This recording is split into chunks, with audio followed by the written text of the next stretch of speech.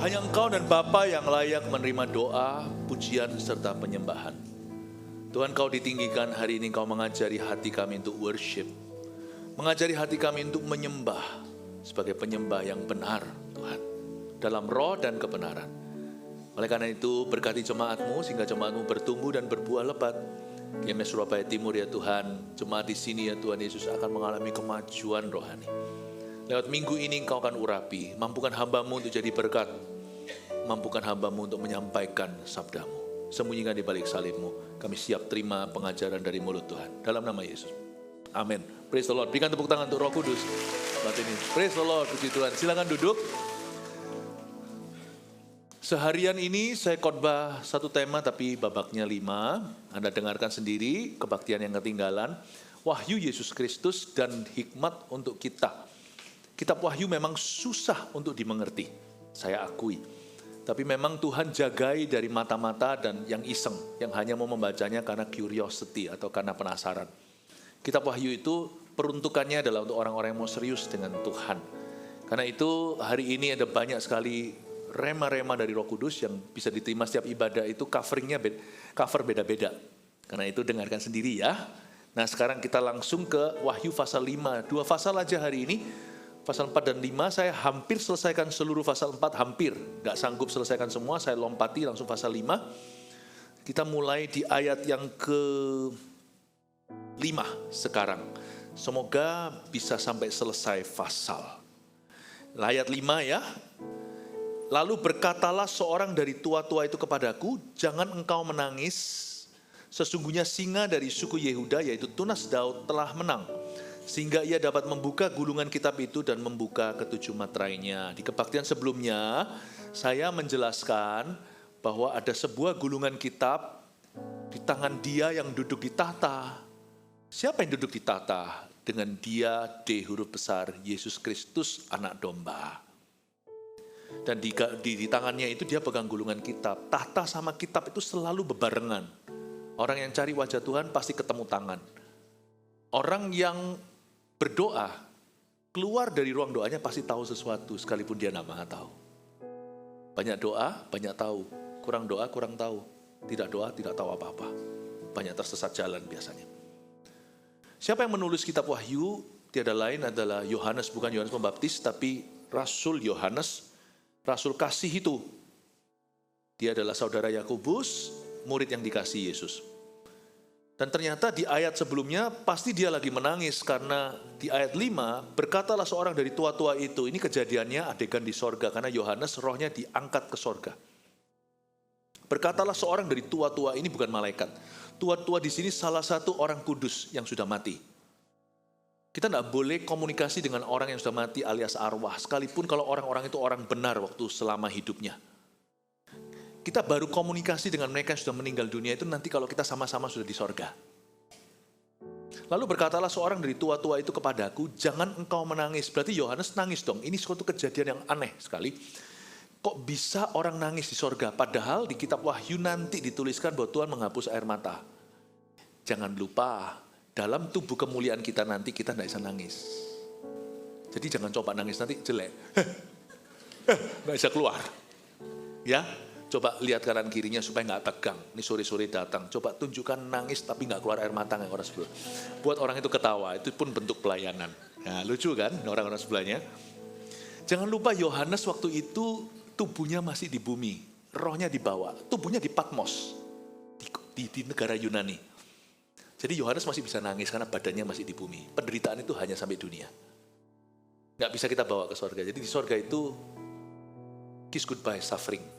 Sadness, kesedihan, semua itu tidak ada. Perpisahan juga tidak ada, puji Tuhan. Di sorga tidak ada lautan. Alkitab menjelaskan, ini bukan saya rekayasa, ini semua ada di firman.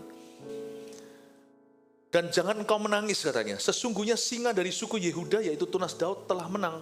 Sehingga ia dapat membuka gulungan kitab itu dan membuka ketujuh meterainya. Gulungan kitab itu bicara tentang rencana Tuhan atas dunia.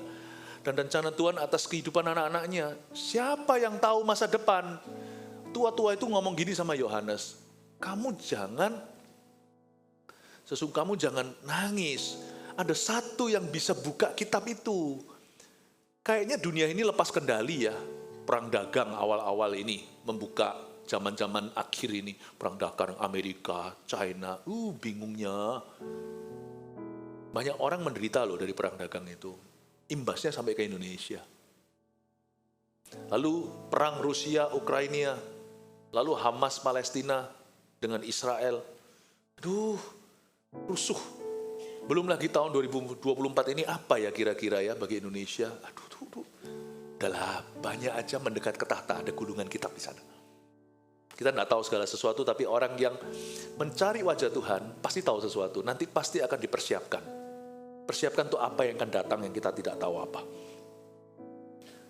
Yang pasti Tuhan tidak punya rancangan celaka, tapi rancangan damai sejahtera mendatangkan pengharapan. Tapi di sini tua-tua itu ngomong gini sama Yohanes, kamu nggak usah takut, ada satu yang pegang kendali. Seolah-olah dunia ini sekarang lepas kendali. No. Dia masih pegang kendali, namanya singa dari Yehuda. Kita semua tahu, dialah singa dari Yehuda. Yesus kalah, Yesus telah. Saya lupa itu lagu lama. Singa dari Yehuda itu siapa tiada lain yaitu Yesus Kristus Tuhan. Yesus dari Nazaret itu. Tapi coba perhatikan ya, ada hikmat yang kita bisa dapat. Tua-tua kan bilang gini, jangan engkau menangis. Jangan engkau menangis. Sesungguhnya singa dari suku Yehuda, yaitu tunas Daud, siapa lagi kalau bukan Yesus, telah menang. Anehnya orang yang tinggal di sorga, ajari kita gimana beriman. Gak heran, karena mereka udah lihat Tuhan, muka dengan muka. Kalau kita kan masih samar-samar. Dia ajari Yohanes, padahal Yohanes ini pangkat loh, dia itu rasul. Tua-tua ini no name brand. Kok bisa ajari rasul ya? Tahukah Anda nanti di sorga, tubuh kemuliaan itu lebih mulia daripada rasul utama di bumi. Saya ini, misalnya saya wakil Anda lah. Saya ini gembala sidangnya. Saya kalau sekarang dibeber, dijejer, atau dibariskan bersama sisi kiri kanan dengan satu aja orang kudus di sorga yang tidak ternama. Saya cebol, saudara, imannya. Makanya kalau kita itu cebol, iman itu yang sungguh-sungguh imannya. Jangan bolong-bolong doa. Maksimal iman kita mau rasul atau apa tetap tidak bisa menyamai salah satu orang kudus di sorga. Karena kita nggak melihat Yesus, sungguh-sungguhlah beribadah. Jangan asal-asalan datang dengan persiapan. Doa itu bukan merem yang didengar Tuhan. Tapi kalau melek mata itu banyak gangguan. Kalau doa itu singkirkan semua gangguan, sisihkan waktu yang utama. Doa jangan asal-asalan. Rasul aja ternyata nggak seberapa. Bayangkan, Rasul Yohanes di dunia menguatkan orang lain. Tapi waktu spiritnya dibawa di sorga, dia dikuatkan oleh seseorang. Luar biasa ya, bukan berarti kita boleh komunikasi dengan arwah ya. Jangan lupa loh ya, sana masih di dunia loh ya. Ini Yohanes ceritanya nih adegan di sorga. Tapi Yohanes diajari oleh seorang kudus entah siapa, hanya disebut seorang dari tua-tua. Bisa jadi orang Kristen perjanjian baru yang sudah mati atau umat pilihan Allah di perjanjian lama. Tapi dia ajari, kamu jangan nangis. Singa dari Yehuda itu telah menang. Kalau kita mau beriman sama Tuhan itu jangan bilang akan. Tuhan akan menang. Aku pasti nanti akan disembuhkan. Saya pasti akan keluar dari hutang piutang. Itu bukan beriman, itu harapan. Berharap penting, berharap membuat kita berdoa untuk menggapai harapan itu. Tapi iman bukan bunyinya begitu. Iman itu bunyinya begini. Bunyinya telah.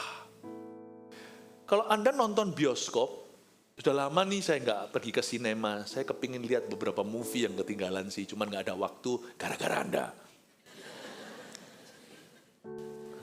Kalau Anda mau movie-nya, Studio 1, perhatian, ya. Film di Studio 1, nggak kira-kira gitulah apa ya. Film di Studio 1 telah mulai. Nggak pernah nonton kelihatan. Ada perempuan yang umumkan kan, itu mesin sih, telah, itu lebih bahasa Indonesia daripada bahasa Indonesia. Nggak cukup hanya berkata telah dimulai, tapi telah dimulai. Supaya pengunjung tahu, guys, udah mulai. Luar biasa. Kalau ini di Jakarta nggak ada. Di Surabaya, di Juanda yang ngerti bahasa Chinese tahu itu. Qing cui, qing cui. Tahu ya? Itu ya, medoknya sampai kerasa ngomong bahasa Chinese pun keluar Surabayanya. Qing cui itu kayak bahasa Indonesia kayak gini, ya. Perhatian, itu kayak sungguh-sungguh, Chinese logat Maduranya keluar. Kalau Anda mau beriman, jangan bilang akan, itu berharap. Makanya itu passwordnya salah. Kalau Anda punya iPhone, passwordnya bukan Alexa. Hey Siri, what can I do for you? Kalau yang satu lagi itu, hey Google. Atau satunya lagi jangan pakai hey, dia nggak suka. Ini lebih alusan, ini lebih solonya bule. Alexa, Anda passwordnya harus tepat. Iman itu nggak kuat. Karena passwordnya tidak tepat. Bukan berarti iman itu memanipulasi Allah. Bukan, tapi pahami bahasa Tuhan. Bahasa kasih ada beberapa. Gift, pemberian, service, kata-kata, jamahan. Tapi kalau ngomong sama Tuhan hanya ada satu currency, hanya ada satu nilai tukar. You harus beriman. Tanpa iman tidak bisa menyenangkan Tuhan. Bahasa iman itu bahasanya Studio 21. XX1. Telah. Itu bahasa di sorga. Yang sirkulasi di sana, sesungguhnya singa dari suku Yehuda, yaitu tunas Daud, telah menang. Ini tua-tua ini nggak ngikuti berita kayaknya, dia tinggal di sorga. Mana menang? LGBT sekarang menjadi-jadi. Mana menang? Perang ini itu, aduh, krisis moneter belum lagi, cerai, hamba Tuhan jatuh. Bukan menang ya, kayaknya kemah Tuhan itu berlumuran kekalahan ya kayaknya. Sekarang itu dunia lebih anti Kristus daripada Kristusnya. Tapi tua-tua di surga berkata, sesungguhnya singa dari suku Yehuda yaitu tunas Daud telah menang. Telah mati ya, itu fakta. Kalvari kan, atau Golgota. Telah menang belum kan? Pratanda bahwa di kekekalan orang tidak ada masa depan, masa belakang, masa lalu, masa kini. Mereka hidup dalam kekekalan. Mereka tahu bahwa tidak bisa berubah skor akhirnya, Tuhan sudah menang. Kalau Anda membaca firman atau menggapai janji Tuhan, miliki satu spirit, kekekalan di hati pengkhotbah 3. Dialah yang memberikan kekekalan di dalam hati, semua indah pada waktunya.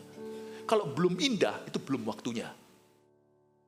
Janganlah kecewa dan berhenti beriman. Kan semua indah pada waktunya. Kalau belum indah, janganlah Anda give up. Lemparkan handuk putih dan berkata, aku putus asa. Ngomong aja, kalau belum indah berarti belum game over.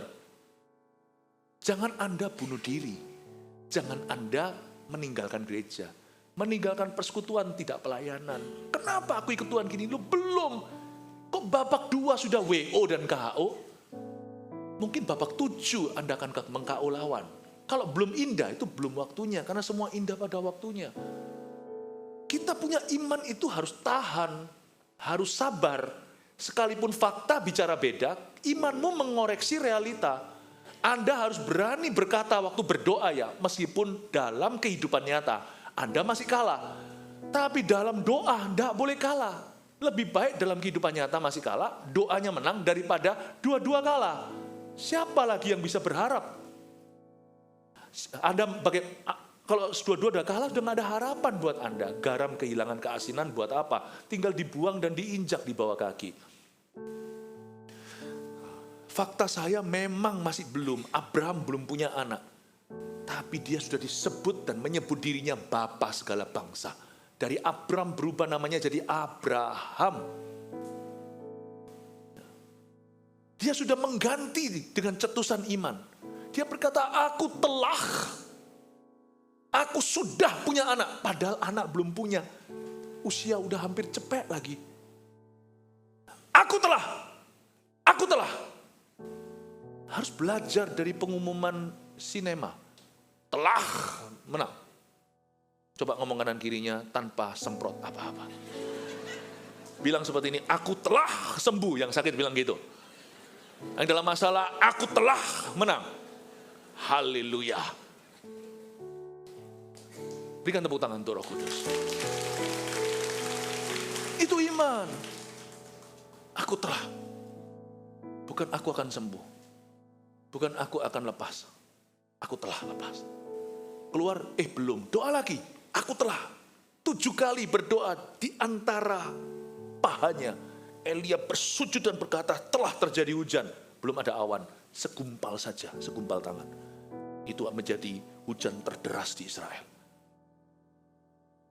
Waktu kita bangun rooftop sebelah barat, saya berkata sama teman-teman, telah lunas. Lunas apa? Waktu kita masuk, dilunasi oleh Tuhan. Tuhan itu tidak pernah gagal.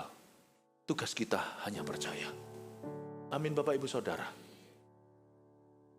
Orang di sorga itu luar biasa. Sesungguhnya singa dari suku Yehuda yaitu Tunas Daud telah menang. Sehingga ia dapat membuka gulungan kitab itu dan membuka ke-7 materainya. Dunia ada di dalam kendalinya sekalipun perang. Sekalipun sekarang dunia ini bagaimana. Kalau Anda baca Alkitab apalagi kitab Wahyu, Anda tahu bahwa ujung dunia ini. Segala lutut kan bertelut, segala lidah kan mengaku Yesus adalah Tuhan. Tapi kelihatannya sekarang Yudas sedang di atas awan. Di atas angin maksudnya. Cium pipi kanan, pipi kiri, cipika-cipiki, dan dia bisa jual Yesus untuk 30 keping perak. Seolah-olah gampang jual Tuhan. Zaman sekarang coba lihat. Mudah sekali. Kayak Tuhan tidak ada. Tapi orang benar bukan akan hidup dari penglihatannya. Orang benar akan hidup dari percayanya. Saya tahu, kita sudah menang. Sudah menang. Tanjung Morawa kita masih di demo. Susah jadi orang Kristen di dunia, termasuk di Indonesia. Kita telah menang. Orang berkata kita minoritas, saya berkata tidak, kita mayoritas. Kita punya Yesus kok. Mayoritas itu tidak tergantung kuantitas. Mayoritas tergantung kualitas. Suatu hari sekelompok anak kecil tarik-tarikan rambut. Yang ditarik, yang dibully oleh 7 temannya. Tiba-tiba datang papanya. 1 lawan 7. Diam semuanya. Kenapa kamu gitu kan anakku? Atau datang kepala sekolahnya. Siapa mayoritas? Mereka cuma 2. Itu 7. Yang punya sekolah mayoritas. Kita itu menyembah yang punya bumi, langit, dan seisinya. Tahukah Anda? Penebus itu namanya Yesus. Dia juga tidak di palungan lagi. Dia sekarang sudah ditinggikan, dimuliakan. Jangan takut apapun yang Anda hadapi. Bersama Yesus, Anda majority. Kasih tepuk tangan. Telah kemenang. Nanti ya tolong kalau Anda lain kali nonton, setiap kali dengar itu ingat saya. Telah. I love it. Saya mau rekam itu. Ya. Mending kalau Anda yang suka telatan, direkam itu. Supaya nanti kalau bangun, rapat telah mulai, supaya cepat-cepat bangun. Ayat yang ke-6, ada sesuatu yang off di sini. Kalau Anda baca. Maka aku melihat di tengah-tengah tahta dan keempat makhluk itu, dan di tengah-tengah tua itu berdiri seekor singa. Ya kan? Tadi kan tua-tua bilang, itu loh singa dari suku Yehuda. Kok berdiri seekor anak domba? Nggak salah nih. Nggak salah lihat nih, atau salah informasi. Berdiri seekor anak domba seperti telah disembelih. Bertanduk 7 dan bermata 7, itulah ke-7 roh Allah yang diutus ke seluruh bumi. Something strange. Kalau baca Alkitab nggak boleh. Kita bukan untuk mengkritik Alkitab, tapi kita harus membaca dengan berpikir. Nggak perlu IQ tinggi, tapi perlu hati-hati. Bukankah tua-tua tadi bilang itu? Behold, lihatlah singa dari Yehuda. Kok waktu Yohanes menoleh dan melihat di tengah-tengah tahta, dan di tengah-tengah keempat makhluk ini malaikat. Ini bukan tua-tua. 4 makhluk di sini saya bahas di ibadah sebelumnya. Ini adalah malaikat. Dan di tengah tua-tua itu orang-orang benar yang sudah sempurna rohnya di sorga. Berdiri seekor anak domba. Sudah anak domba seperti telah disembelih lagi. Artinya fresh. Baru saja disembelih. Padahal Yohanes melihat ini tahun 90 AD atau 90 sesudah Masehi. 60 tahunan sudah berlalu sejak kejadian Golgota Kalvari. Kenapa dia melihat lukanya masih basah? Bukan berarti Yesus masih terluka. Tapi dalam penglihatan itu lukanya masih berkuasa, berdiri seekor anak domba seperti telah disembelih. Ketahuilah bahwa sekalipun Yesus mati 2000 tahun yang lalu, kalau Anda hari ini bertobat, darahnya dia seperti disembelih hari ini. Bedanya dimsum, makan yamcha, makanan Hong Kong itu, orang yang lidahnya tahu membedakan, tahulah dimsum yang frozen, dimasukkan, itu enak, tapi Anda pernah coba nggak dimsum yang langsung dibuat sama chefnya? Bukan dari frozen atau beku. Yang satu enak, satu lagi bahasa Ibraninya versi Surabaya, wena. Enak Paul. Beda. Yesus punya darah. Sekalipun terjadi sekali, seumur hidup sekali Yesus tidak akan mati lagi. Tapi waktu kita beriman, darah itu berkuasa seolah-olah barusan dikucurkan. Makanya setan ketakutan. Kalau saya ditindih zaman dulu itu, saya diajari, bilang darah Yesus, dalam nama Yesus kau pergi. Itu kayak dia mengalami lagi Golgota dan trauma Kalvari. Makanya kalau kita berdoa janji Tuhan, jangan pernah berkata, Alkitab ini kuno. Kuno apa? Aku lebih suka buku Kristen. Itu boleh tambahan vitamin lah ya. 5 roti 2 ikannya Tuhan ini cukup Alkitab ini untuk memberi makan ribuan kebutuhan. Tahukah Anda? Waktu Anda baca janji ini sekalipun diucapkan dari zaman Musa, itu Allah seolah-olah baru mengucapkannya di mulutnya. Kata telah itu tidak berhenti sampai telah saja, tapi barusan saja. Seperti telah disembelih. Luar biasa. Jangan pernah mengira bahwa imanmu itu sejarahnya ribuan tahun lalu. Iya, secara fakta, histori. Tapi kuasanya itu fresh setiap hari. Makanya orang-orang Kristen yang tidak punya filosofi ini, dia baca Alkitab sekali sudah pernah kejadian wahyu, buyar. Saya enggak. Saya baca Alkitab bukan hanya sebagai buku untuk pengetahuan firman, pengenalan akan Tuhan, tapi saya baca untuk tuntunan Tuhan hari ini.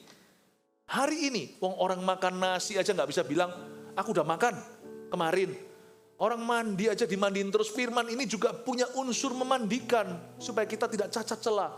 Dengan apa kau jaga? Dengan apa orang muda menjaga kelakuannya bersih? Dengan firman. Nggak ada loh, anak Anda kalau begitu tolong diajari lagi. Kalau dia berkata, ayo mandi, ayo nak mandi. Sudah mah, kapan? Bulan lalu. Anda udah mandi lagi. Kita orang Indonesia lembab lagi. Semakin lembab hidupmu, semakin banyak debu, semakin sering mandi. Saya saat teduh sekali aja nggak cukup rasanya. Saya nggak cukup, apalagi Anda sore ini. Pagi saya doa, di kantor ada waktunya saya berdoa. Berdiri seekor anak domba seperti telah disembelih, fresh, segar. Tapi ada sesuatu yang off mana? Bukankah si tua-tua itu berkata singa dari Yehuda? Lalu ketika dia menoleh, kok lihatnya anak domba? Yohanes kalau tidak penuh Roh Kudus dia bisa bilang, bohong ya? Atau tua-tuanya mungkin menggoda kerjai dia. Lihatlah singa dari Yehuda, tapi bohong. Enggak tuh, lihat singa dari Yehuda, munculnya anak domba. Aneh gak? Antara salah ngomong atau salah lihat? Tidak, Alkitab gak pernah salah. Dia disebut, lihatlah singa dari Yehuda. Semua orang sudah tegang, bunyi drum bergenderang. Tiba-tiba waktu dilihat, bukan domba loh ya, anak domba, lebih lemah lagi. Itulah sebabnya Yudas Iskariot kecewa sama Yesus. Salah satu alasan kenapa dia jual Yesus adalah Yesus tidak seperti yang dijanjikan. Kenapa? Bukan karena Yesus janji palsu, tidak. Tuhan tidak pernah mengatakan bahwa dia akan jadi sesuai ekspektasi mereka. Yudas itu ikut Yesus, atau orang lain, orang banyak yang akhirnya meninggalkan Tuhan, itu karena mereka kecewa. Kecewa apa? Kecewa kok Yesus tidak datang seperti Yosua di perjanjian lama. Hancurkan musuh. Kalau dulu tanah Kanaan itu dijajah oleh orang-orang Kanaan, sekarang mereka dijajah oleh orang-orang Itali, orang-orang Roma. Ayo dong, gigi ganti gigi, mata ganti mata, itu kan minimalis. Yesus berkata, tampar pipi kanan, kuberi pipi kiri. Katanya kecewa mereka. Kami mau pemimpin yang wujudnya singa. Ayo Yesus kasih kami makan. Yesus menghindar karena Yesus mau dijadikan pabrik roti sama mereka. Yesus mau dijadikan raja loh setelah memberi mereka 5.000 orang. Yesus menyingkir. Hosana, Hosana, kenapa pada waktu penyaliban gak ada? Karena mereka kira Yesus masuk ke Yerusalem untuk memimpin revolt atau revolusi pemberontakan. Kami maunya singa. Yesus cupu. Yesus lemah. Gak bisa apa-apa. Makanya semua Farisi berkata, hahaha. Mereka ini bukan benci Yahudi. Mereka ini salah ekspektasi. Kalau engkau memang berkuasa, ayo turun, bebaskan dirimu dan bebaskan kami dari Romawi. Katanya mau merombak bait suci. Mana bukti? Seluruh dunia kan suka pemimpin berkarisma. Yesus lemah lembut dan rendah hati. Saya ajari sesuatu, otoritas tidak sinonim, tidak sama dengan kasar, keras, ngamukan. Tidak sama. Otoritas tidak sama dengan otoriter. Tahukah roh lemah lembut bukan roh lemah gemulai? Bahwa kita bisa menjadi pemimpin yang handal tanpa emosian. Justru orang yang sabar itu Anda harus hati-hati. Saya belajar sesuatu zaman saya dulu suka berkelahi. Ini gak ada bagusnya, cuman ada satu prinsip yang universal. Kalau orang itu ngamukan, ayo apa, jangan takut. Jangan takut. Itu orang gak bisa mikir. Brutal aja. Tapi kalau orang berkata, oke, dia liatin, tunggu ya. Nah, itu bahaya. Dan jangan terkecoh dengan orang yang berkata, iya, itu jangan terkecoh. Itu orang kalau ngamuk bisa bunuh. Tapi yang ngancem, gua bunuh lu. Gak berani pegang pisau. Siapa bilang pakai emosi kita bisa selesaikan amarah manusia tidak melakukan kebenaran? Saya belajar sesuatu bahwa orang sabar itu harus ditakuti.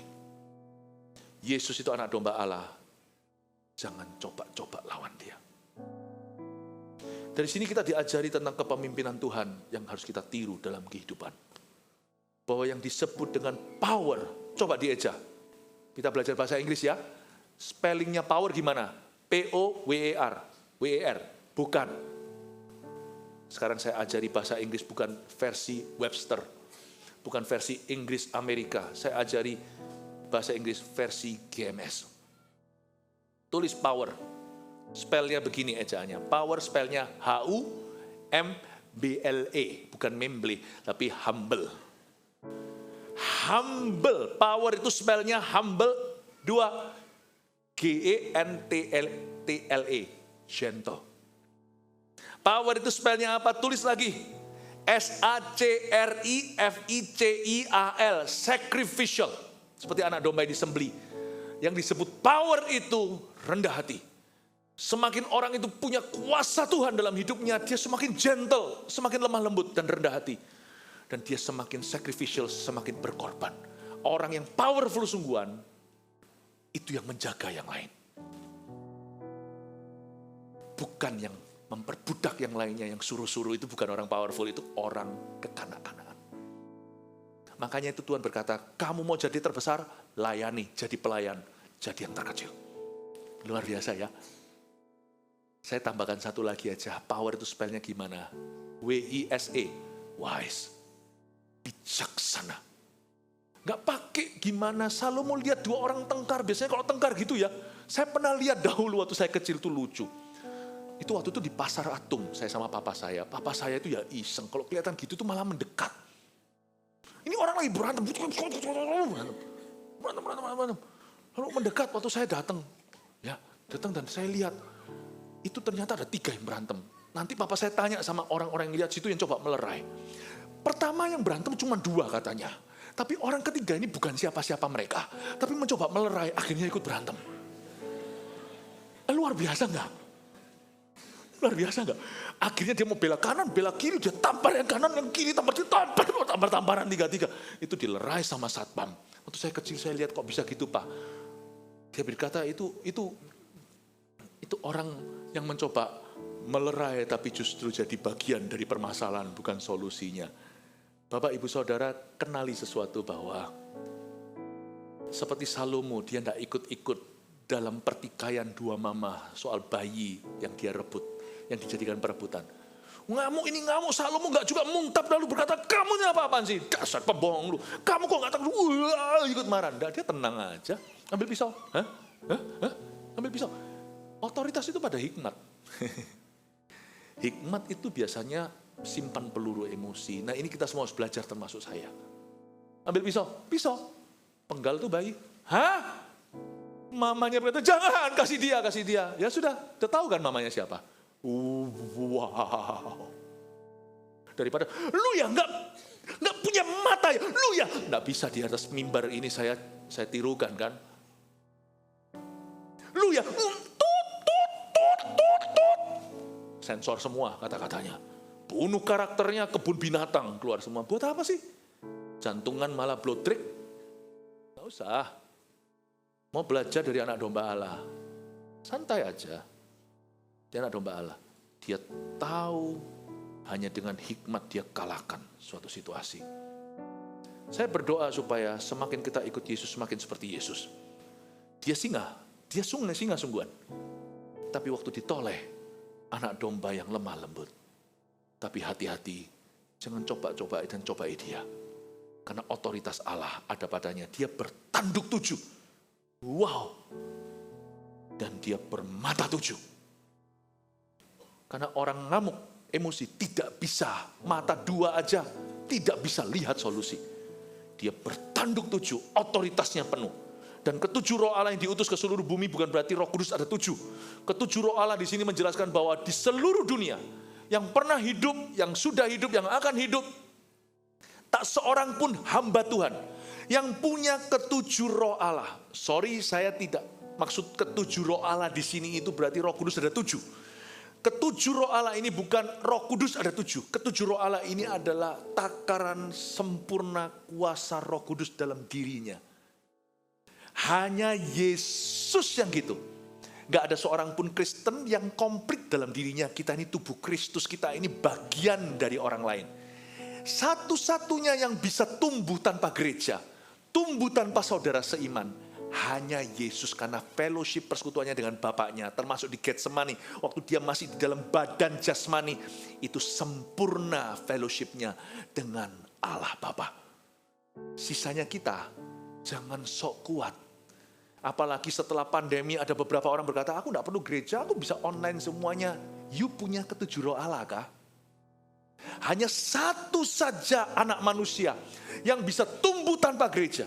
Malah justru di atas dialah gereja dibangun. Sedangkan yang lainnya nanti membangun di atas batu penjuru itu, kita jadi batu hidup. Tapi hanya satu batu penjuru itu. Hanya satu yang bisa hidup tanpa ke gereja. Hanya satu yang bisa hidup tanpa saudara seiman. Yesus Tuhan, kepala gereja. Jadi di sini selama Anda dan saya bukan Yesus, jangan kita merasa sepangkat Yesus. Aku bisa hidup sendiri, rohaniku bisa tumbuh. Saya punya seorang teman yang repot. Dulu waktu saya masih saya di Kanada. Ini orang bukan orang Indonesia sih, orang bule teman saya. Dia bilang, I don't need church. I am the church. Wow, dia bilang, we are all the church. Oke. Dia bilang, saya bisa dengar suara Tuhan sendiri. Saya bisa tafsirkan firman sendiri. Itu zaman sebelum YouTube. Apalagi sekarang YouTube pasti orang itu lebih gagah perkasa, merasa bisa. Aku sekarang kan bisa langsung klik ini, klik itu. Janganlah. Kita tidak punya ketujuh roh Allah. Kita semua itu masih struggle, masih bergumul untuk bisa penuhkan tabung panah kita. Kita bisa temukan pohon anggur kita itu penuhkan dengan 9 buahnya. Mungkin kita lebih berhasil dalam divisi kebaikan. Tapi mungkin kesabaran kita masih kurang. 9 buah roh itu kasih, sukacita, damai sejahtera. Hanya Yesus yang 9-9-nya maksimal itu hanya Yesus. Yang gak perlu pembentukan karakter itu hanya Tuhan. Malah kita harus punya karakter Kristus. Yang punya 9 karunia di Korintus, karunia manifestasi, demonstrasi pelayanan, berkata-kata hikmat, berkata pengetahuan, kesembuhan, mujizat, menafsirkan roh, bahasa roh, yang bisa karunia membeda-bedakan roh, semuanya itu karunia mengadakan miracle healing. Itu cuma Yesus. Kita semua itu hanya dipakai Tuhan sesaat-saat ada kebutuhan, kita Kita adalah bejana yang bersedia. Tuhan mengalir lewat kita. 1, 2, 3 karunia dalam waktu bersama. Jika ada satu yang beriman, yang satu lagi membeda-bedakan. Supaya jangan kecolongan. Pernah sekali waktu di Ungaran. Saya pelayanan, itu zaman-zaman saya masih bujangan. 100 orang kesurupan di depan saya. Itu saya layani, itu 100 anak muda itu kesurupan dan mereka mau bangun bersama-sama. Mereka bukan buat-buat. Mereka mau lari ke jalanan. Kalau ke jalanan kan saya nanti harus mempertanggungjawabkan. 100 orang, itu pun tidak sengaja. Di zaman-zaman di situ maraknya kedukunan, saya berdoa di dalam nama Yesus. Saya cuma sebut Yesus gitu, wah kesurupan semua. Memang hari-hari itu saya rajin sekali puasa. Dan saya memulai pelayanan saya di Indonesia. Kelepasan terjadi. Luar biasa enggak? Dan zaman itu karena saya puasa, saya tidak mau lama-lama. Karena saya sudah lama-lama sama Tuhan, tidak makan lagi. Saya enggak mau lama-lama sama setan. Jadi saya sebut satu kata. Dalam nama Yesus keluar, itu setan semua keluar. Saya melihat semua mereka itu duduk. Ketika mereka mau lari semuanya seperti 100 orang gila. Saya bilang duduk. Anda tidak akan, andai kata itu zaman dulu saya sudah sadar dokumentasi. Itu orang semuanya duduk, bersihlah 100 orang. Itu seperti orang-orang masih banyak seragam sekolah. Kesurupan. Saya layani, duduk, keluar dalam nama Yesus. 99 rebah semuanya dilawat Roh Kudus. Keluar, ada yang sampai berbusa, kasihan. Tapi penuh, habis itu penuh Roh Kudus semua. Kecuali satu. Satu itu kok bisa menentang instruksi saya. Berdiri, seorang wanita. Saya dipukul-pukul tahu enggak? Ini setan genit. Kan saya masih bujangan. Dia pukulnya gitu. Gitu-gitu ya, cubit-cubit. Saya itu dilema, saya sempat tertuduh. Kok gak mempan ya, apa saya kurang beriman? Saya dicubit-cubit gini, gimana kalau saya tinju dia, kan saya gak tinju wanita. Gak lucu kalau pendeta masih dalam prosesnya tiba-tiba sudah mukul orang. Gak tinju, dan dia tinjuin saya gak sakit. Ya sakit juga sih, deket-deket ke saya, deket-deket gini, badannya, dadanya gini. Saya bilang, aduh Tuhan, ini setan macam apa? Jenis ini gak bisa diusir kecuali apa lagi? Saya kan sudah puasa. Ciciknya Pastor Moro itu tim saya, murid saya. Hari-hari itu, dia berdiri nyantainya, perempuan kan ciciknya. Hei kamu, jangan pura-pura mau pukul-pukul Ko Philip. Cubit-cubit lagi, duduk. Hebat, nama Yesus gak mempan. Seorang cece berdiri di mata, duduk ya lu genit, lu pura-pura kesetanan ya. Langsung diam, duduk dan malu. Saya jadi, thank you. Saya kira iman saya nggak mempan. Ternyata ada orang yang pakai menghalalkan segala cara karena senang sama pendetanya. Sorry ya.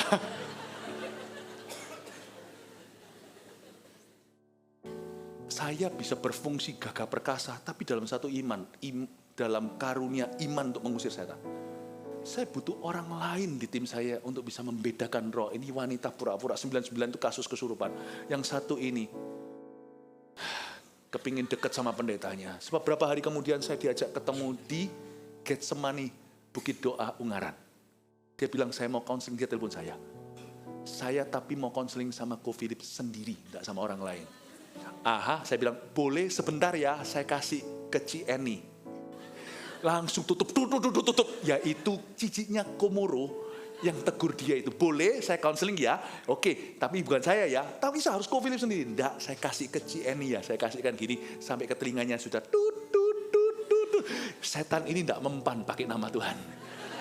Setan ini hanya mempan pakai nama Cieni. Kamu tahu gak sih Ben kejadian itu? Itu di gerejanya papamu dulu. Memberiku masalah terus sini. Keluarga Handoko ya. You see, saya boleh gagah orang berkata, wow imannya. Di situ muncul anak-anak muda, Pastor Bernard, semuanya itu yang terinspirasi dengan iman saya hari-hari itu. Tapi tidak ada orang yang punya ketujuh roh Allah sekaligus, itu cuma Yesus. Kita tidak bisa beroperasi dalam semua karunia, semua buah. Hanya Yesus. Jadi kalau kita masih bukan Yesus, kita butuh saudara kita. Jangan gaya. Mentang-mentang sekarang di YouTube kita bisa lihat semua khotbah-khotbah. Enggak tumbuh enggak. Kalau Anda sendirian enggak tumbuh. cuman pengetahuannya bertambah. Paham ini Bapak Ibu Saudara? Kita tidak boleh gaya. Makanya itu tidak boleh ada seorang hamba Tuhan atau pelayan Tuhan, orang Kristen yang sombong. Enggak lah. Anda sukses, pasti ada orang yang membuatmu sukses bersama dengan Anda. Dan kalau ada orang yang kurang sukses, angkatlah. Untuk itu Anda dibuat sukses dulu, seperti Yusuf disuruh pergi ke Mesir untuk memberi makan saudara-saudaranya. Mawas diri Bapak Ibu Saudara. Nangkep ini ya Bapak Ibu Saudara? Amin? Ya. Ya puji Tuhan, makanya itu saya sarankan setiap pendeta lebih baik menikah. Haleluya, puji Tuhan. Kita lihat ayat yang keberapa? Ayat berapa tadi? Ayat 7. Lalu datanglah anak domba itu dan menerima gulungan kitab itu dari tangan dia yang duduk di atas tahta itu. Ketika ia mengambil gulungan kitab itu, jadi di sini ada Allah Bapa, Allah Putra. Di ayat 7, lalu datanglah anak domba itu dan menerima gulungan kitab itu dari tangan dia, Allah Bapa, Yahweh, yang duduk di atas tahta. Ketika ia mengambil gulungan kitab itu, tersungkurlah keempat makhluk dan ke-24 tua-tua itu di hadapan anak domba itu. Masing-masing memegang satu kecapi dan satu cawan emas, penuh dengan kemenyan. Itulah doa orang-orang kudus. Perhatikan dulu di ayat yang ke-8, saya mau menjelaskan waktu anak domba Yesus Kristus mengambil tangan dari Allah Bapa, gulungan kitab itu, tersungkurlah keempat makhluk itu adalah malaikat. Empat makhluk ini adalah malaikat. Nanti saya jelaskan, kalau saya lupa ingatkan. Nanti saya jelaskan sedikit the world of angels, oke? Dunia malaikat ini perlu saya jelaskan secukupnya yang Alkitabiah, supaya menjadi penjagaan buat Anda, karena di luar nanti ada banyak penipuan. Tapi juga supaya Anda mengerti ekspektasi iman Anda apa yang berhubungan dengan para malaikat di sorga. Yang pasti jangan berkomunikasi dengan malaikat. Malaikat tidak perlu kau cari. Kalau ada perlunya Tuhan utus mereka yang datang kepadamu tanpa kau minta. Kalau minta cari malah justru ketemu malaikat yang salah, malah malaikat yang jatuh. Hati-hati, tugasmu adalah menyembah Tuhan dalam roh dan kebenaran. Hanya pada Yesus cukup bagimu. Meskipun dunianya Yesus ciptakan malaikat itu nanti urusan Tuhan yang mengutusnya. Ke-24 tua-tua itu di hadapan anak domba itu tersungkur. Jadi yang tersungkur keempat makhluk dan 24 tua-tua di hadapan anak domba. Di sini seringkali banyak orang mendebatkan Yesus itu hanyalah juru selamat, Mesias. Tapi apakah dia Allah? Nampak jelas di sini loh. Seluruh gereja sepanjang zaman, 24 tua-tua itu lambang, 12 itu dari umat Israel perjanjian lama, termasuk golongan Elia, Musa, semua itu ada di 12 perjanjian lama. 12 lainnya lagi itu mewakili perjanjian baru yang diwakili dengan angka 12 rasul. Semua itu tersungkur proskuneo bahasa Yunaninya, atau sujud menyembah kaki. Mana ada manusia boleh terima penyembahan seperti ini? Sedangkan dalam hadirat Tuhan, kalau saya lagi doakan orang, ada orang tersungkur gitu di depan, bukan ke depan saya, sebenarnya di depan Tuhan, tapi persis posisi tubuhnya di depan saya tersungkur, saya langsung minggir kok. Saya takut, saya paling takut yang gituan. Saya paling takut yang gituan. Itu bisa mendatangkan kutuk kita menerima penyembahan kalau kita bukan Tuhan. Jangan mau disembah ya. Saya peringatkan, seharusnya setiap hamba Tuhan kalau dipakai Tuhan secara istimewa harus ingatkan pengikutnya. Kalau dia mati jangan didewakan. Jangan didoakan. Tidak usah berdoa kepadanya juga, jangan ganggu aku. Kalau saya giliran suatu hari saya pergi, jangan loh ya doa sama saya. Nanti saya muncul di kaca Anda nanti. Yang mau doa ke saya nanti tolong tidur satu malam dengan mayat saya, kalau berani berdoalah sama saya. Kalau yang mati sudah mati, tidak dipakai Tuhan, sudah dapat upah. Gak usah ganggu orang mati. Apalagi orang mati yang salah, yang benar aja gak boleh diganggu. Ke-24 tua-tua itu tersungkur sembah Yesus. Proskuneo, sembah Tuhan. 4 malaikat itu pun, 4 makhluk itu pun tersungkur menyembah Tuhan. Kalau Yesus adalah manusia sama seperti saya, buat apa saya sembah dia? Karena manusia pasti pikirannya jahat. Bagaimana saya bisa sembah dia? Saya nggak bisa percayakan anak perempuan saya kepadanya. Anak laki saya juga zaman sekarang kan. Anda percayakan sama orang sembarangan, pamannya aja bisa melecehkan. Kalau Yesus hanya manusia seperti aku, buat apa aku sembah? Kita sembah Yesus, kita orang Kristen percaya, karena kita percaya dia adalah Tuhan, Allah Tritunggal. Dia sama Allahnya dengan Allah Bapa. Allah kita satu, meskipun ada 3 pribadi yang diwahyukan. He is God. Pada mulanya adalah firman. Firman itu bersama dengan Allah. Firman itu adalah Allah. Suatu hari pada waktu before 30 mentoring, saya dikelilingi dengan anak-anak kecil, itu spontan, tidak di skrip, tidak ada, tidak di unscripted ya, artinya tidak direkayasa. Anak kecil tanya saya suatu pertanyaan di depan kamera, itu direkam, itu ada di YouTube. Pastor Philip, kecil, pertanyaan mereka kan tidak pakai tadi ngaling-ngaling. Dia berkata, kenapa Tuhan Yesus tidak menikah? Semua sekolah teologi ya, saya tidak mempersiapkan saya untuk pertanyaan satu anak itu. Why Jesus did not marry? Mati nggak? Digituin. Jawaban saya, untung saya ditolong Tuhan. Dan terutama, untung anak itu dapat jawaban. Saya bilang, saya lupa namanya siapa. Bagus sekali pertanyaanmu. Sambil saya puji, bagus sekali pertanyaan, saya mikir. Saya beli waktu. Saya bilang, pertanyaanmu memang bagus. Gini ya, Pastor Philip punya anak. Masa mungkin Pastor Philip menikah sama anak sendiri? Enggak, no, of course not. It will be gross, menjijikan sekali. Semua bilang hi gitu ya kira-kira. Lalu saya bilang, demikianlah Yesus. Dia memang lahir sebagai manusia untuk kita. Tapi kita semua dijadikan oleh dia. Pada mulanya adalah firman. Firman itu bersama dengan Allah. Firman itu adalah Allah. The word is God. Saya bilang, nggak mungkin Yesus married. Seperti itu loh, apa namanya? Da Vinci Code, apa itu zaman itu kan sempat heboh. Yesus difitnah, menikah sama Maria Magdalena, ada affair apa. Aduh, insanity. Crazy. Nggak mungkin sekalipun dia lahir palungan, usia unda-undi sama Petrus, Yakobus, Yesus lebih tua. Tapi nggak beda generasi. Sama Yohanes Pembaptis saja dia lebih muda. Tapi Yohanes Pembaptis buka tali sepatunya pun tidak layak. Karena jangan lihat dia dari palungan sejarahnya. Lihat dari kekekalan. Dia lihat mereka semua. Maria Magdalena, Maria siapa, ini. Lihat-lihat semua perempuan yang ada. Itu semua dijadikan oleh dia. Sebelum dunia dijadikan. Dia sudah kenal mereka. Nggak mungkin lah. Nggak mungkin.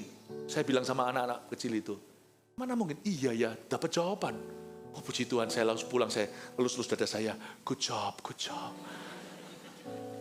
Tuhan terima kasih kau memberiku jawaban. Kalau Yesus cuma manusia, jangankan saya sembah. Saya percayakan keluarga saya aja kagak. Makanya saya nggak perlu kuepang sama dewa. Karena dewa saya nggak kenal. Yesus saya tahu. Anakku tak kasih ke Tuhan.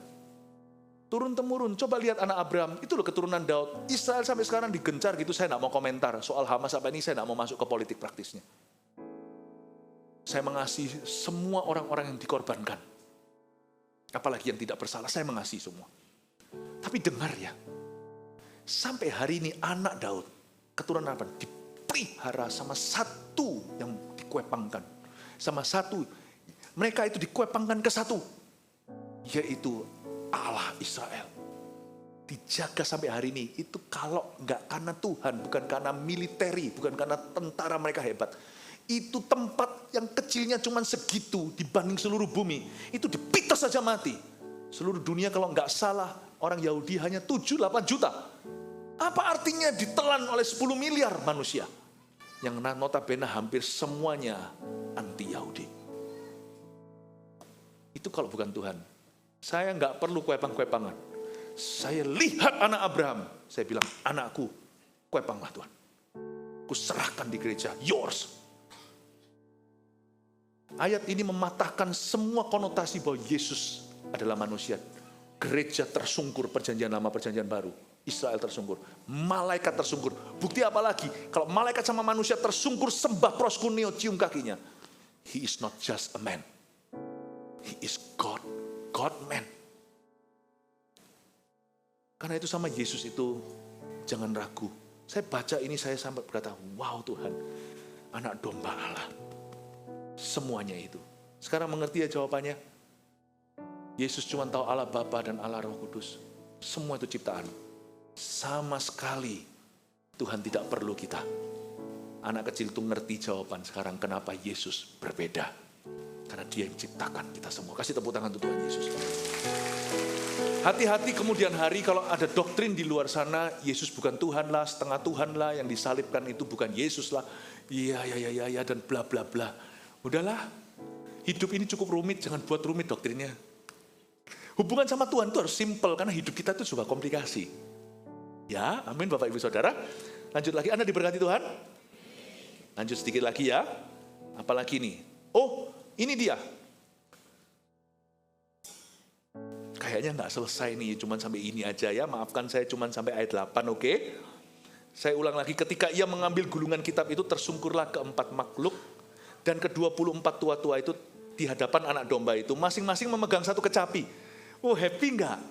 Kecapi ini alat senar, tidak tentu kecapi atau harpa yang kita kenal di dunia. Intinya, ada suatu informasi tambahan bahwa setiap orang kudus yang mati meninggal dunia atau nanti waktu Tuhan datang kembali menjemput kita semua akan diberikan kemampuan skill musik. Di sorga itu nyata sekali, jelas-jelas, terlalu banyak hint atau bocorannya. Di sorga ada orkestra. Sorga itu bukanlah sebuah tempat di mana yang WL, yang nyanyi di sini, yang di sana menikmati. Sorga itu seluruhnya orkestra. Tidak ada penontonnya, yang ada hanya Tuhan dan para malaikat. Coba bayangkan, kita ditelan jumlahnya dengan para malaikat. Kalau Anda kira manusia itu banyak, sebenarnya di Alkitab dituliskan, berlaksa-laksa. Saya nggak akan selesaikan semua, terlalu banyak untuk bisa saya selesaikan dalam satu hari. Alkitab mengatakan bahwa malaikat itu jumlahnya berlaksa-laksa dan beribu-ribu laksa. Ayat 11 saja lompat. Maka aku melihat dan mendengar suara banyak malaikat sekeliling tahta, makhluk-makhluk dan tua-tua itu, jumlah mereka. Lihat ya, jumlahnya malaikat. Berlaksa-laksa dan beribu-ribu laksa. Laksa itu bukan makanan Singapura. Saya kemarin ke Singapura makan laksa kebanyakan jadi nek saya. Berlaksa-laksa. Laksa itu artinya puluh ribu, digit 4 nolnya. Berlaksa-laksa itu puluhan ribu. Nah, beribu-ribu laksa, keluarkan kalkulatornya. Ribuan puluhan ribu, ribu puluhan ribu itu berjuta-juta bahkan bermiliar-miliar. Hanya Tuhan yang tahu jumlah sesungguhnya malaikat setelah dikorting sepertiga. Seperti dikatakan di perjanjian lama, diseret oleh ekor naga. Bintang itu, Lucifer itu menarik sepertiga. Tapi tetap menurut saya, malaikat itu jumlahnya, bukan menurut saya, Alkitab berkata beribu laksa. Coba kalikan 1000 dengan 10.000, Anda sudah mendapatkan berjuta-juta. 9.000 kali 90.000, Anda sudah dapatkan cukup banyak, saudara. Bisa bayangkan kita semua nyanyi, dan semua kita pegang kecapi. Bukan berarti hanya satu alat musik. Ini hanyalah simbol saja bahwa kita semua akan diberikan kemampuan musik. Ngomong sama kanan kirinya, puji Tuhan kamu akan bisa nyanyi suatu hari, tidak suara 3,5 seperti hari ini. Haleluya ya, haleluya. Ya, kamu nyanyinya lumayan merdu nanti. Tidak seperti di sini kalau nyanyi, setan mampus semuanya. Puji Tuhan ya. Nah, di sini kita pelajari sesuatu, semua mereka pegang kecapi. Tapi saya ingin Anda melihat sesuatu. Mereka pegang satu cawan emas penuh dengan kemenyan. Itulah doa orang-orang kudus. Inilah kebodohan orang yang berdoa kepada orang-orang kudus yang orang-orang kudus. Inilah kebodohan orang-orang yang berdoa pada arwah. At best, mereka itu cuma pegang cawan. Mereka tidak bisa mendoakanmu. Dan kalau kita sudah di tangan Tuhan, buat apa taruh cawan di tangan mereka? Buat apa? Kalau kita bisa berjabat tangan dengan yang punya, kenapa saya kasih asistennya? Di sini ditunjukkan bahwa mereka itu memegang cawan emas penuh dengan kemenyan. Itulah doa orang-orang kudus. Katakan kemenyan. Kemenyan ini bukan kemenyan sungguhan, ini adalah penglihatan Yohanes, berarti kemenyan di sorga bukan kemenyan di bumi. Kemenyan itu di bumi, kalau dibakar, Aromaterapi itu loh, Anda pernah lihat nggak yang keluar asapnya? Itu wangi satu. Demikian pula yang ada botolnya, ada parfumnya, lalu tiba-tiba semakin kecil dengan batang-batangnya itu. Segala sesuatu yang namanya kemenyan itu menguap ke atas. Doa orang kudus itu dilambangkan kemenyan di tangan orang-orang kudus pula. Berarti doa itu harus, catat, pray up. Pray itu jangan pray down. Doa itu harus doa itu harus berdoa upgrade, bukan downgrade. Jangan takut kalau doamu tidak dijawab atau belum dijawab atau dijawab dengan cara berbeda. Jangan takut beriman telah. Misalnya ada orang sakit datang kepada kita, jangan kita berteriak pendeta. Kalau ada gembala di tempat, ya berdoa bersama-sama. Gembala baik pasti akan ajari Anda untuk berdoa pula. Saya kalau berdoa, saya juga belajar untuk melibatkan orang lain. Yesus loh, nggak melakukan semua pelayanan sendiri. Dia libatkan murid-muridnya sambil menyelam minum air supaya sambil melayani, orang lain pun belajar untuk melayani. Gereja kita adalah gereja pemuritan di mana kita harus memberi kesempatan. Tapi kalau nggak ada gembala, nggak ada pendeta, layani, jangan takut. Karena Anda punya satu klosal di Alkitab, yang itu milikmu. Inilah tanda orang percaya. Orang percaya Yesus bukan pendeta loh. Semua orang percaya. Bukan pendeta saja. Mereka akan menumpangkan tangan atas orang sakit, orang itu akan sembuh. Kalau nggak ada pendeta, layani. Doa, mungkin suami istri, kalau Anda dihampiri satu orang, tolong doakan aku gini-gini. Atau kalau dia nggak minta, tapi Anda tergerak, boleh nggak saya doakan? Tumpangkan, doakan. Sebagai orang percaya, doakan. Dan kalau doa jangan gini. Ini orang sakit ya, stadium 2 misalnya. Stadium 1 lah, 2 atau bahkan stadium 4. Doanya jangan gini. Tuhan, biarkan kehendak-Mu jadi. Gitu ngapain doa? Ngapain doa? Karena Tuhan kehendaknya pasti jadi. Doa itu kan mengubah sesuatu. Buat apa doa? Kalau Anda doa, Tuhan siapkan dia, nggak usah doa, dibiarkan aja mati. Kalau Anda berdoa itu kemenyan. Doa itu gravitasinya ke atas. Pray up, meskipun kedengaran mustahil, gunakan imanmu, meskipun besarnya hanya biji sesawi. Use all your faith. Doa sama-sama. Kalau sudah ada kebutuhan di depan, Anda doakan. Tidak usah kembali ke ruang doa Anda, janjian lagi kapan saya doakan Anda. Doakan sekarang. Doakan untuk sembuh. Dalam nama Yesus sembuh. Pertanyaannya, Pastor Philip, kalau nggak sembuh gimana? Nggak tahu. Tugas kita kan telah beriman. Udah sisanya kan bukan kita yang menyembuhkan. Bukankah semua kesembuhan itu mengejutkan, termasuk buat saya? Tapi mengejutkan iya, karena saya tidak duga Tuhan menjawabnya. Karena saya ini orang yang kurang beriman. Terkejut sekali juga tidak, wong saya beriman kok. Kalau saya terkejut Tuhan berkata, loh kok kamu terkejut seolah-olah, wong kamu yang minta. Iya ya, saya sadar, wong saya minta. Waktu dijawab tuh rasanya, seril, hampir tidak percaya. Ya kan? Tapi doa itu harus pray up. Kemenyan itu naik, saudara. Kalau ada orang sudah mau mati, Anda doa, Tuhan, ya Tuhan Yesus, kehendak-Mu jadi. Buang-buang waktu. Orang yang didoakan gitu sebelum amin, tinggallah. Setiap ketika dia buka mata, dia doa sendiri. Saya nggak peduli. Saya akan pegang janji, terjadi atau tidak terjadi. Tugasku beriman, orang benar hidup dari percaya. Dalam nama Yesus, Tuhan telah sembuhkan kamu. Ada yang sembuh, ada yang tidak. Tapi kalau saya tidak beriman, kan nggak ada juga yang sembuh. Kalau saya cuma berdoa, terjadilah kehendak-Mu. Loh iya, ujungnya ya kehendak Tuhan yang terjadi gitu loh. Tapi kalau Anda berdoa, orang minta didukung, doakan penuh sesuai dengan mujizat, janji Tuhan apa. Lawan itu, lawan arus. Kalau Anda mau doa dalam nama Yesus. Saya nggak pernah doakan orang minta mujizat. Kalau orangnya akhirnya meninggal, dia salahkan Tuhan. Nggak pernah. Doa itu selalu warms the heart. Doa itu selalu melembutkan hati. Tidak pernah setelah itu tidak terjadi, orang itu jadi benci. Enggak, tetap dia akan mengasihi Tuhan. Jadi saya nggak punya resiko. Saya doa untuk sembuh. Mungkin dari 10 ini asal bicara. Saya nggak punya angka objektif realnya. Bisa jadi dari 10 yang saya doakan, 7 sembuh. 3 tetap mati. Tapi kalau saya nggak doa, mungkin ada lotre sorga, 3 sembuh, 7 mati. Saya mendingan ambil resiko. Yang nggak sembuh, ya sudah saya rendah hati untuk belajar, suatu hari saya akan tahu. Tapi kalau saya tidak beriman kan, saya tidak memetik kesembuhan. Tetap masih ada kedaulatan, 3 itu sembuh. Tapi 7 kan hilang risiko, karena nggak ambil risiko ya tidak ada hasil yang mengejutkan. Bapak Ibu Saudara, kemenyan Itu bukan cara kita doa pakai Yosua. Kemenyan itu bicara tentang doa itu harus pray up. Kalau Anda sekarang dalam masalah, berdoalah minta keluar dari hutang piutang. Gak apa-apa, itu bukan kemakmuran. Karena Anda tidak, kalau gitu ngapain doa kalau Anda tidak berharap apa-apa.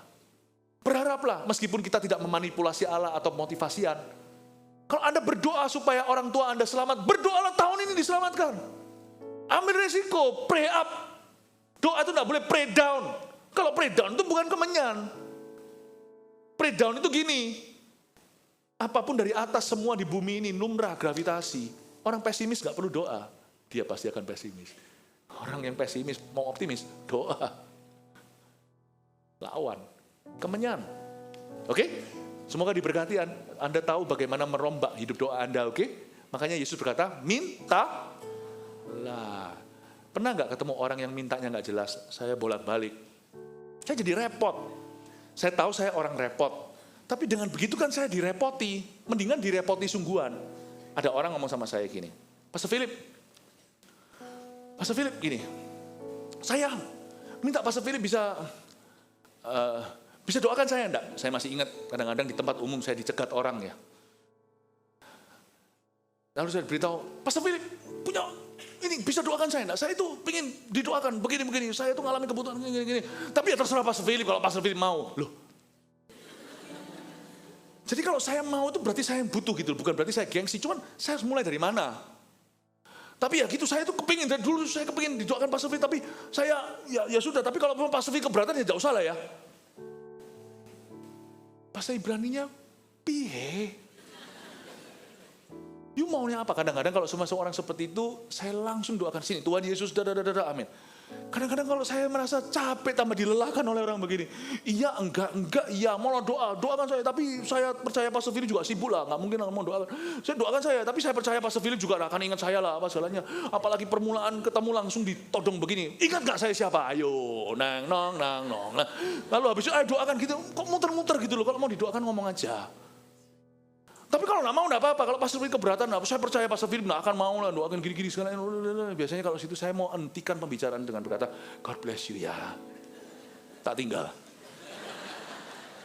Gitu aja seneng loh. God bless you tuh lalu pergi. Padahal tadi minta didoakan. Minta itu mintalah sama Tuhan. Jangan membingungkan. Lu minta apa sih? Takut minta karena takut gak diberi. Mendingan saya minta gak diberi. Karena Tuhan itu gak pernah berkata tidak. Kalau Tuhan bilang nanti, tidak, itu pasti ada berkat lain. Orang yang minta pasti dapat. Gak tentu dapat yang dia mau. Itu harapan kita. Tapi pasti dapat sesuatu yang lebih baik kalau Tuhan berkata jangan atau tidak. Amin Bapak Ibu Saudara. Terakhir ya, selesai dengan ini ya. Tadi kan saya janji malaikat ya kan.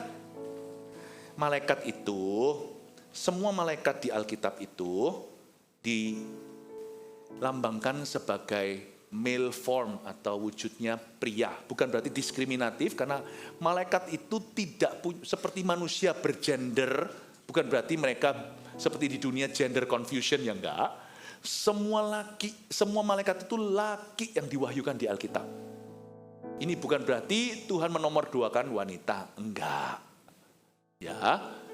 Karena ini sebagai jangan melampaui apa yang firman Tuhan says, apa yang Tuhan katakan. Nanti jangan sampai masuk jebakan. Malaikat-malaikat semuanya pria. Jadi kalau tiba-tiba Anda mengalami sesuatu, ada malaikat datang, perempuan, rambutnya panjang. Itu enggak pernah diwahyukan Alkitab, mending tengking saja. Sebelum tengking coba dilihat dulu punggungnya bolong enggak. Dia order sate enggak? Ya. Jadi malaikat enggak ada yang bayi, lucu gitu, lalu pakai panah. Itu tuyul di make up. Saya minta kalau Anda lihat anak-anak kecil gitu datang, ada anak kecil datang gitu, ini enggak ya, ini film horor aja. Enggak, malaikat Tuhan enggak perlu dicari. Malaikat itu ada 3 jenis yang diwahyukan. Jenis pertama namanya serafim. Itu yang banyak menyembah, tutup wajah, tutup kaki, 2 terbang, Yesaya 6. Ada namanya kerub. Kerub itu yang pasang pedang di Taman Eden. Kerub itu juga berkali-kali muncul malaikat kuat. cherubim namanya dalam bahasa Inggrisnya. Cherubim, pakai C. Ya, mereka juga disebut sebagai kelompok. Saya curiganya mungkinkah Lucifer salah satu golongan ini. Karena malaikat kerub itu malaikat perang dan malaikat worship yang luar biasa. Serafim juga sama, cuman beda. Kerub ini malaikat yang sangat sangar, malaikat yang sangat excellent, angels that are very sensational. Lalu ada juga tipe malaikat yang disebut 4 makhluk, ada rodanya, Yeskiel, ada berapa orang dari zaman berbeda melihat termasuk di kitab Wahyu, itu beda ribuan tahun. Malaikat itu kekal, mereka diciptakan untuk tolong umat Tuhan. Bukan berarti Tuhan tidak bisa menolong mereka, mereka diciptakan sebagai objek kemuliaan Allah. Sedangkan kita diciptakan sebagai objek kasihnya, sebagai subjek kasihnya, bukan objek. Bedanya itu, kita tidak kalah sama malaikat, malaikat lebih kuat, lebih mulia, tapi kita lebih dimuliakan. Ya, dan malaikat itu ada 2 nama yang diwahyukan di Alkitab. Kalau tiba-tiba ada satu orang malaikat datang, aku Antonio, ya, Anda jangan mau terima. Cuman ada 2 malaikat, itu pun tidak kau cari. Malaikat satu yang dikasih nama di Alkitab, di kitab Daniel ada namanya Mikael. Dia disebut sebagai the archangel atau sebagai penghulu malaikat, seperti salah satu jenderal. Saya nggak yakin cuma Mikael saja, pasti ada banyak, tapi dia salah satu malaikat ternama. Di kitab Yudas juga ada, saudara Yesus menuliskan Mikael berseteru dengan Lucifer, berebut mayat Musa. Itu ada semuanya, dan saya pernah khotbahkan di rooftop yang lalu. Malaikat Mikael, mereka dia bertanggung jawab di akhir zaman untuk menjaga orang-orang benar. Malaikat Mikael, lalu ada yang namanya malaikat Gabriel. Gabriel ini yang membawa berita baik kepada Maria, dia akan mengandung Yesus. Dia juga datang ke Sakaria. Malaikat Gabriel juga datang ke Daniel setelah perang 21 hari melawan roh-roh jahat di udara, penghulu-penghulu raja-raja Persia, itu bukan raja sungguhan, itu bicara tentang peperangan di udara. 21 hari kemudian dia datang ketika Daniel puasa, Gabriel. Dia juga yang mewartakan kepada para gembala, sukacita di bumi, damai sejahtera dari sorga. Joy to the world, the Lord has come. Dia nyanyi dengan choir sorga. Kayaknya Gabriel itu juga pintar nyanyi. Malaikat-malaikat ini, selebih itu, dan mereka tidak pernah datang dengan orderan. Datang ya malaikat, lalu kita eksklusif, Gabriel punya aku, lalu ngaku-ngaku di mana-mana, Gabriel bersama saya. Mikael bersama saya. Jangan percaya orang yang super sindrom rohani gitu, itu ngeroh namanya. Nggak usah malaikat itu dilihat, nggak usah malaikat itu di ini, nggak perlu. Dan semua malaikat itu satu persatu, mereka juga tidak perlu kita berdoa dan berbicara kepada mereka. Tapi kita boleh minta Tuhan untuk pelayanan mereka. Sama dengan minta perlindungan Tuhan, cuman bahasanya bisa begini, Tuhan kirimkan malaikatmu. Sebenarnya dengan adanya Tuhan di hidup kita sudah nggak butuh malaikat. Tapi itu sebagai bahasa menghargai dia yang melindungi. Kirimkan malaikatmu seputar sekeliling kemah orang benar. Sertai anakku dengan malaikatmu. Jangan ngomong sama malaikatnya, kat, sertai anakku. Nanti malaikat jatuh. Tapi bilang sama Yesus yang punya sorga. Tuhan Yesus, Bapakku yang di dalam sorga, di dalam nama Yesus, kirimkan malaikatmu, jaga anakku yang sekolah di luar kota atau luar negeri. Itu dengan kata lain, malaikat diutus, enggak, Anda enggak usah tahu.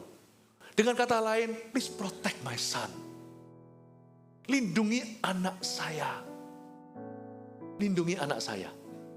Itu sama dengan berkata begitu. Bukan nyuruh Tuhan utus malaikat, apalagi terlalu kepo ngurusi malaikat yang mana. Tapi Anda minta dan berharap pada perlindungannya, itu boleh. Karena itu ada ayatnya di Mazmur, dia berkemah, malaikat berkemah. Dan dipakai sama setan sekali untuk coba Yesus kok salah gunakan firman. Supaya malaikat menumpu kakimu supaya tidak terantuk pada batu. Keluarga kami pernah mengalami beberapa kali insiden ketemu malaikat. Dan ini bukan sesuatu yang saya buat, karena kami berlima melihatnya. Dan itu bukan sesuatu yang dicari. Dari 2 itu saya ceritakan satu aja ya. Saya ceritakan satu aja. Di New Zealand pertama kali kaki saya itu bengkak lutut saya. Dan itu bukan karena anak saya Warren masih kecil, tapi saya gendong agak sloppy gitu setelah saya parkir, semua masuk, maminya bawa 2 anak lain yang masih kecil, 2 cicenya. Saya bawa Warren masih tertidur, dan itu bukan karena dia masih merasa bersalah mungkin, tapi bukan karena dia, karena kaki saya memang sudah bermasalah, dan itu salah satu yang membuat saya menyadari insiden itu. Sesuatu, gak beres ini untuk saya naik, bengkak. Itu kan waktu anak kecil kita berlibur ke luar negeri, angkat koper berat-berat, biasanya papa cukup saya ini rajin, angkat anak, angkat ini, maminya juga sibuk yang ngatur ini, pesawat, ikat apa, saya gak tahu gituan. Saya pokoknya bagian kasaran. Yang mikir biar istriku. Ya, saya beruntung punya istri saya ini. Lalu setelah itu, pada waktu kaki saya sudah bengkak, itu tidurnya menderita, lurus sakit, tekuk sakit sekali. Besoknya koper-koper berat. Lalu kita mau berangkat, mobil dimasukkan di dalam underground, di basement tidak besar, itu kan cuma di apartemen yang kita juga sewa untuk beberapa hari. Saya melihat di situ, itu kopernya berat, saya nggak berani bilang sama siapa, sama istri saya gendong anak, ambil anak, atur ini, sibuk check out dulu, gitu-gitu. Saya lihat koper dan kata, buatlah dirimu ringan ya, supaya aku bisa angkat. Kaki saya mau jalan aja sakit. Bawa koper itu dibawa, digeser gini bisa. Kalau udah ada karpet, susah untuk bergeraknya. Lalu sudah sampai di situ, saya harus turunkan dengan tangan. Karena itu masuk ke basement ada tangganya. Tuhan, tiba-tiba di belakang satu orang bertopi, kulitnya hitam, bukan orang Afrika, bukan orang India, tapi pokoknya kulit hitam, pokoknya orang-orang kayak semacam, ya apa ya? Dia angkat kopernya, enteng aja, gedenya segitu, tapi pakai iPod, pakai headset gini nyanyi, dia angkat. Saya bilang, wow, thank you. Dia nggak mau ngomong sama saya. Masukin mobil dibuka, anak saya semua lihat begini. Anak kan nggak ngerti, masih kecil ya kan. Dimasukkanlah koper itu sama dia di bagasi mobil. Saya tinggal nyalain mobil, gitu. Enak. Lalu mereka semua gini, yeay, ayo, cayo daddy. Cekot nih. Dia angkat, saya nggak angkat sama sekali. Brek. Udah. Wow, saya benerin kopernya, anak saya begitu, mungkin noleh sedikit, kita noleh lagi semuanya. Gak ada orangnya. Iya kan? Gak ada orangnya. Dilihat semuanya di mana ini? Kayak sound gokong aja. Gak ada orangnya, itu gak mungkin bersembunyi di balik pilar, semua pilar saya cek. Kejadian yang sama terulang waktu di Amerika, tapi saya gak usah ceritakan karena waktu. Intinya adalah, itu di lapangan golf. Saya dibantu sesuatu, saya enggak golf, itu cuma di sebuah tempat, lalu saya di situ sama keluarga, itu dibantu untuk dorong yang namanya kendaraan kami, bukan mobil, waktu itu kita sewa semacam sepeda, didorong. Setelah selesai didorong sampai uphill-nya, saya lihat kiri kanan dan anak saya semua orang itu enggak ada, sama tapi orang yang lain, wajahnya hitam, berkulit gelap, enggak pakai topi, gondrong, berbaju kaki, pakai iPod gini juga nggak mau diajak bicara. Saya bilang thank you, noleh orang yang nggak ada.